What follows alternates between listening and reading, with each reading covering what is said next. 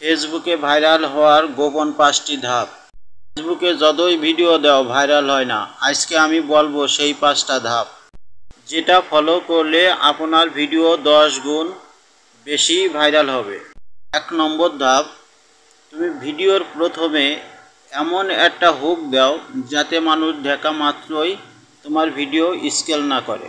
2 নম্বর, video লম্বা করো না, ভ্যালু দাও শর্টকাট।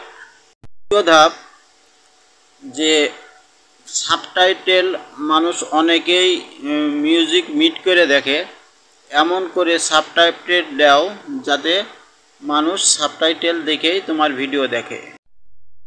3 ধাপ, যে তোমার ভিডিওতে তুমি ইমোশন সুন্দর করে দাও বা সুন্দর করে ইমোশনের একটা ভিডিও দাও, যে ইমোশনের ভিডিও মানুষ বেশিরভাগই দেখে, এই জন্য তুমি তোমার ভিডিওর ভিতরে ইমোশন ভিডিও তৈরি করো।